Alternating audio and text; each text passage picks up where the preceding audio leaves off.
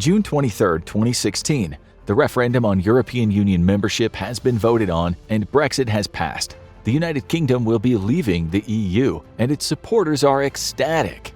But be careful what you wish for, because Brexit might have long-term devastating consequences for the United Kingdom's stability. In fact, could it lead to the end of one of the world's oldest democracies? Here's how Brexit could wind up destroying the United Kingdom. There was a lot of time to debate the consequences of Brexit, and many people tried to stop it in its tracks, including an attempt to topple the Prime Minister that nearly led to an unlikely coalition with a controversial Labour leader. But in the end, the UK left the EU on January 31, 2020, about 2 months before the world got completely turned upside down by a pandemic, lockdowns, and everything else associated with 2020, so that makes separating Brexit's consequences from the effects of everything else a little tricky. But there have definitely been consequences. The main goal of Brexit was to gain back that can-do, self-sufficient British spirit that got the country through the wars. And while some might argue that it's worked, it also meant cutting Britain off from a much larger network of support. The EU is made up of 27 countries, all of which have an agreement that allows free travel between member states, as well as favorable trade terms, and the UK is now outside looking in. It might have seemed like a great idea at first, but it wouldn't be long before the UK started feeling the negative effects. And almost 3 years in, the consequences keep building. For one thing, the UK has seen a significant increase in labor shortages. This is because many foreign workers fill jobs around the EU, and after Brexit, they now have to get permission to work in the UK. Getting a work visa can be time-consuming, and what makes more sense, applying to work in one country or working to apply in a network of 27 countries? That makes the UK a distant second choice for those looking to work in Europe. This has led to vacancies at the local pub. Horrors! But it's also led to many job openings in critical fields like healthcare, because the foreign nationals just aren't coming. And that plays a key role in another critical area. It's easy to make jokes about British food. Mushy peas? Pudding made from blood? But Britain does have a thriving agricultural sector that can keep the country fed through the year. Farmers often simply don't have the staff to harvest all their crops, and that leads to harvests being wasted, which leads to farms going bankrupt and empty shelves at the supermarket. Industrial farms often employ up to 3,000 workers per harvest season, many of them from countries in Eastern Europe, and the lack of staff is killing their ability to supply Britain with food. Britain might have been able to fulfill some of its food needs domestically, but it has and still does import much of its food from abroad. In fact, very short-lived Prime Minister Liz Truss shocked her party conference when she informed them that the UK imports 2/3 of its cheese from abroad. This was clearly a disgrace, because you can't have a stuffy politicians' conference without some cheese. But the simple act of importing food has now become much more challenging due to Brexit. Under EU laws, tariffs and inspections were largely minimal. But now every import and export deal has to be renegotiated. What's more, the government wants to impose new import controls, which could make accommodating for the farming shortages even trickier. But this isn't the only thing made trickier by Brexit. Travel in the EU sounds strange to most people living outside of the Union. How did 27 independent countries agree to allow their citizens to travel across their borders without passport checks? Well, it took a lot of cooperation and trust. The UK may be an island, but the residents still crossed over frequently via a tunnel under the English Channel, which connected them to France via a high-speed train line. But the times, they are a-changin'. While the UK and the EU have maintained freedom of travel between the two, they are still allies and members of NATO after all. They're now considered different countries, and that means anyone who crosses across the English Channel via train should bring their passport and be prepared for more security checks. A minor complication, but one that could still put the damper on a vacation if a key document gets left behind. And if Brexit has brought about one thing, it's lines. Brexit seems to have meant more bureaucracy, more documents, and more delays, just about everywhere. This is the most common at the borders, and nowhere was it more obvious than in July 2022, when those trying to enter the country via the port of Dover found themselves waiting and waiting and waiting. While conservative politicians originally said there would be no major delays, the simple act of requiring passport checks soon snowballed into massive 6-hour waits. And it wasn't just at British ports. Suddenly, all those quick check lines that allowed British visitors to just sail through European passport checks were no more. And all ports around the European Union found themselves facing major delays as they had to check that British tourists were there legally and had plans to return. Guess Brits heading abroad had better practice their stiff upper lip.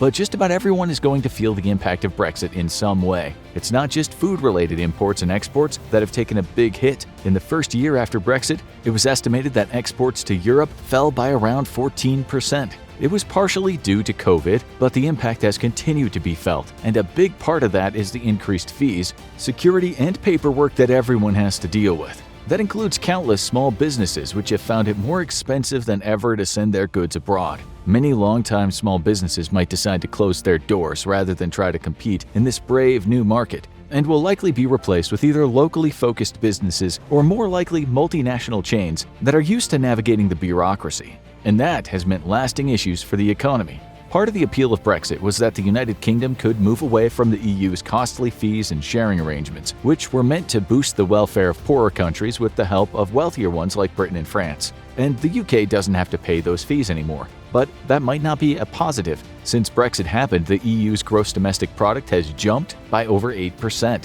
while the UK's growth is less than 4%. That's well below expectations, and while much of this can be attributed to COVID, the country's trouble getting workers and exporting its products definitely isn't helping either. So Britain is making less money, but it might be spending more domestically too. Inflation is the word on everyone's minds right now. It seems like everything is costing more these days, from airline fares to grocery staples. Some people blame all the money going to help Ukraine fight off the Russian invaders. Other people blame corporate greed. The answer is complicated, but one thing is for sure, inflation isn't the same in every country, and Britain is having a much worse time than the average EU member. It uses the British pound rather than the euro, keeping its own currency even when it was in the EU, and now the pound is weakening significantly. Inflation in the eurozone seems to be starting to improve, but that's not helping the United Kingdom. And the ongoing supply chain issues and labor problems certainly aren't helping investors feel more confident in the country's future. But Brexit isn't just detrimental to Britain's economy, it's damaging its culture. The United Kingdom is a major hub for tourism, coming in 10th place by number of arrivals and 5th by tourism revenue, boosted by a number of factors. It's one of the closest international destinations that speaks English for Americans to visit if they don't want to learn another language. It also has no shortage of tourist attractions, ranging from Big Ben and Windsor Castle, home of the royal family, to more modern attractions like the Alton Towers theme park. It even has legendary historical sites like Stonehenge. But will the tourists keep coming? American tourists are likely to keep coming, as their situation hasn't really changed, although the increased cost for flights might cause some to decide Canada is a better international destination instead. But as for EU tourists, they might want to go to Britain. But then, they look at all the requirements and might think that the Colosseum in Rome or the Eiffel Tower might make a little more sense. While tourism revenue is still in complete flux right now due to the pandemic, it's only starting to recover, and no one is sure if Britain's overall economy will ever fully recover. But tourism isn't just fun and games. For some people, it's their livelihood. It's a time-honored tradition for the performing arts, the traveling showman. It dates back to the bards of the Middle Ages, who would travel from town to town singing their songs and hoping for tips from the populace. And not to anger the local authorities, today the country roads have been replaced with vans of traveling musicians searching for the next gig. And for British musicians, those gigs just got a lot harder. Now going on tour means dealing with a seemingly never-ending array of bureaucracy. Not only do they have to apply for a visa to perform in the EU, they might have to deal with different regulations at every border, including searches that pose the risk of damaging their costly musical equipment. And it's created some big roadblocks for even the biggest British musicians. In the past, continental Europe was home to some of the biggest music festivals in the world. British musicians considered these festivals mainstays of their tours, but now the associated costs of heading to those festivals have caused many British artists to scale back their plans. The result? A near 50% decrease in British artists playing at EU festivals. This has not only affected the artists' bottom line and their opportunity to boost their profile, it's affected the quality of those festivals. Not only do the artists have to deal with the added bureaucracy at the borders, but they have to pay a different tax rate for each country they visit. It's almost enough for a struggling musician to take Dad's advice, give up the guitar, and get a decent job at the fish factory. Oh, about that fish factory. Back in the early days of the campaign for Brexit, one group was louder than the others, the fishermen. They were tired of EU regulations on fishing, which gave other countries access to rich British fishing waters and required the workers on the sea to abide by European rules on sustainability and other quotas. They were looking forward to Britain taking back the seas and giving their industry a new lease on life, and of course, making fish and chips, an iconic staple of British cuisine, cheaper than ever. Unfortunately for those who enjoy their fish and chips, Brexit might have made their favorite dish more expensive. The final Brexit agreement divided up the fishing waters around the UK, which did not give British fishermen quite as much as they wanted. But there's been a much bigger consequence to the split. As fish and seafood exports have massively decreased to the EU, the costs of shipping are so high that the fishing companies often lose money on every shipment abroad. This means the catch is mostly for domestic use, which means less fish are needed. This has led to fishing companies scaling back their business, and many fishermen are looking for a more profitable line of work with greater stability. So maybe it's time to go back to school. Brexit has caused a lot of damage to the UK's educational sector as well, particularly its universities. The population of foreign students has decreased, and the number of British students allowed to study abroad has dropped as well. This is all due to the border issue, but the bigger problem might be invisible. Research programs between universities are the backbone of the educational world, and the difficulty of traveling from one country to another has made many specialists from abroad hesitant to work with the British universities on long-term projects. This mainly means research projects could be cancelled or delayed. British universities could see a brain drain, and future students could see fewer opportunities for growth. But a much bigger problem might be brewing because the United Kingdom isn't so united anymore. The United Kingdom is composed of 4 distinct regions: England at the heart of the Big Island, Scotland to the north, Wales on the west coast, and Northern Ireland up atop Britain's longtime rival Ireland. All 4 regions have their own distinct culture, dialect, traditions, and an intense sense of local pride. Independence movements exist in all 4. Scottish independence narrowly failed a few years before Brexit, and Welsh independence movements are quieter but still prominent. As for Northern Ireland, while it's still majority Protestant and not exactly in sync with the rest of Ireland, more of its citizens are considering the possibility of a united Ireland as the Troubles fade into history. Even after all of the pressure, the UK has refused to consider any other independence movements after the last Scottish referendum. But thanks to Brexit, that might be changing. When the voters of Scotland narrowly rejected independence in 2014, it was largely a vote for the status quo. Young voters swung in favor of independence, hoping Scotland would be a more progressive country as opposed to the UK's long streak of Tory prime ministers. Older voters, meanwhile, tilted the balance in favor of remaining. Maybe it was their loyalty to the crown, maybe it was that they liked the conservative governments, or maybe it was just that they liked how things worked and they didn't want to see them change right now. The problem is, they no longer work that way. When the UK left the European Union, so went all the privileges of membership, whether the Scottish people voted for them or not. Scotland voted overwhelmingly to remain by a 62-38 margin, but were outvoted in the end, and many now wonder if an independent Scotland could apply to rejoin the European Union. It wouldn't be guaranteed, but the odds are that the EU leadership would be sympathetic to them and consider them for membership quickly. Polls now show that support for a second Scottish referendum on independence has skyrocketed and would likely pass this time. The government has refused to allow it, but it's not clear how long they can hold out. And it's not the only country in the UK getting increasingly agitated. The vote was a mixed bag in Wales, with most counties narrowly voting to leave but several major coastal counties voting to remain. The margin was close, 52-47 to leave. The Welsh independence movement has always been the quietest of the 3, but its supporters are gaining momentum, and recent polls showed support has risen to over 40%. A Welsh independence movement would be an underdog right now, but if Scotland successfully gains independence, it might energize the supporters even more, and more referendums come down to turnout and enthusiasm. An independent Wales would be a small country and have less sway with the EU at first compared to Scotland, but it could easily follow its larger neighbor's path. And then there's the very thorny issue of Northern Ireland. While not as decisive as Scotland, Northern Ireland's 55% majority in favor of remaining was easy to understand. The religious divide in Ireland led to decades of bloody conflict, and the status quo of both Ireland and the UK being members of the European Union helped to keep things on a low boil. But now, there was a much bigger issue to contend with, a border in the middle of Ireland that might separate families on the 2 sides.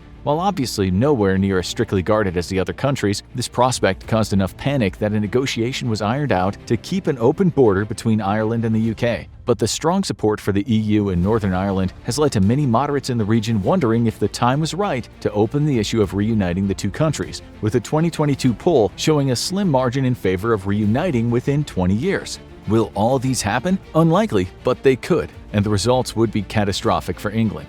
An image of the Brexit vote results show that England was largely on its own in its strong support for leaving. That means that a majority of the UK's land space was strongly against the decision England made, and all of them are considering breaking away. If independence movements took off, England could find itself losing half of its land space, many of its resources, and much of its global prestige. All three nations would likely seek to join the EU. England would lose access to Ireland and would have to negotiate with other countries for imports of the goods it used to own. It would be a massive black eye for the country that used to rule much of the world, not even being able to hold on to its own constituent countries. Which raises a question: is there any way back? To say some people in the UK have buyer's remorse over the whole Brexit thing would be putting it lightly. They lost a lot more than they expected, and the benefits that they were promised did not really manifest. While many have called for finding a way to halt the process, the ruling Tories were strongly in favor of moving ahead, and the current Labour leader at the time was Brexit ambivalent at best, being opposed to NATO. And once it went ahead, there was no going back. It looked like the Brexit status quo was here to stay, for the good or the bad. But there might be another route back. By October 2022, a poll showed that the Britons favored rejoining the EU by a whopping 14-point margin. And while the heavy favorite to be PM after the next election, Labour leader Keir Starmer, has not yet called for reversing Brexit, he's considered to be favourable toward the EU. That might mean the UK could eventually find a bipartisan agreement on the issue, but they might have to do it the hard way. No country has ever left the EU and then rejoined it, and there is no bylaw for takey-backsies. So the easiest way for the UK to get back in would be asking to rejoin and then going through the whole process of applying, having its application reviewed, and then approved or denied. It would likely be a multi-year process, and they're not the only ones asking to join. Many countries in Eastern Europe, like Bosnia and Herzegovina and the under-attack Ukraine, are seeking to join as well, so the UK might have to go to the back of the line. Something they're well used to, giving all the lines after Brexit. But it may be the best of bad alternatives. Right now, the UK is living with the fallout of Brexit, which includes import and export problems, empty shelves at supermarkets, a shrinking economy, poorer diplomatic relations with its neighbors, stricter border controls, and decreased opportunity for travel and business. In the long run, it could even undermine their bond with the constituent countries, and could result in Scotland, Wales, and Northern Ireland going their own way, possibly back to the EU. This means that the UK might be looking for the escape hatch on the Brexit experiment sooner rather than later. Want to know just how powerful Great Britain used to be? Check out how England managed to invade 90% of the world, or check out regular things that are illegal in the United Kingdom for the lighter side of life in the UK.